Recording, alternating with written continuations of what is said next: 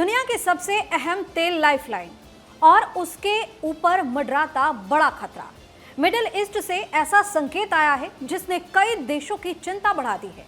एक बयान, कई सवाल और वैश्विक बाजार में बढ़ती बेचैनी। आखिर होर्मुज जलडमरू मध्य को लेकर क्या नई रणनीति बन रही है? इस रिपोर्ट में आपको बताएंगे क्या है ईरान के दो बड़े और उलझाने वाले संकेत। नमस्कार, आप देख रहे हैं अनकोर और मैं हूं आपके साथ दिव्या सिंह। होर्मुज जलडमरू मध्य को लेकर दुनिया की चिंता बढ़ती जा रही है। एक तरफ ईरान के नए सुप्रीम लीडर मुस्तफा खामेनेई ने अपने पहले संदेश में कहा है कि इस अहम समुद्री रास्ते को बंद रखने का रणनीतिक फायदा उठाया जाना चाहिए। वहीं दूसरी तरफ ईरान ने यह भी साफ किया है कि वो होर्मुज को पूरी तरह से बंद नहीं करेगा, लेकिन अब इस रास्ते से गुजरने वाले जहाजों को ईरानी नौसेना से तालमेल बनाकर ही आगे बढ़ना होगा। ऐसे में सवाल उठ रहा है कि क्या यह ईरान की नई रणनीति है या बढ़ते दबाव के बीच लिया गया कोई बड़ा फैसला। ईरान के नए सुप्रीम लीडर मुस्तफा खामेनेई ने पद संभालने के बाद अपने पहले संदेश में कहा है कि स्ट्रेट ऑफ होर्मुज बंद रहना चाहिए। खामेनेई ने कहा कि वह इन बहादुर लड़ाकों को धन्यवाद देना चाहते हैं जो ऐसे समय में बेहतरीन काम कर रहे हैं जब उनका देश दबाव और हमलों से घिरा हुआ है। अयातुल्ला अली खामेनेई के बेटे मुस्तफा ने कहा कि इस क्षेत्र में सभी अमेरिकी ठिकानों को तत्काल रूप से बंद कर देना चाहिए।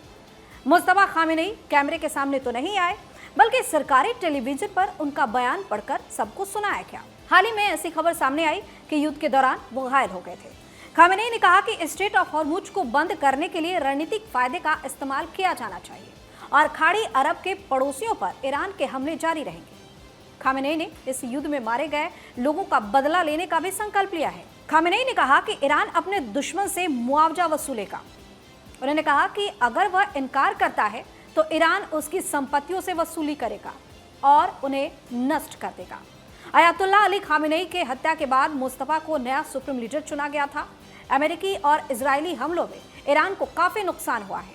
ईरान वैश्विक स्तर पर इतना आर्थिक नुकसान पहुंचाने की कोशिश कर रहा है जिससे अमेरिका और इजराइल पर बमबारी रोकने का दबाव पड़े।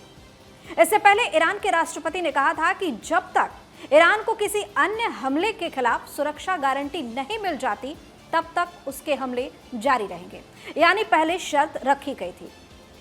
उधर अमेरिकी राष्ट्रपति ट्रंप ने दावा किया है कि ईरान लगभग पूरी तरह से नष्ट हो चुका है।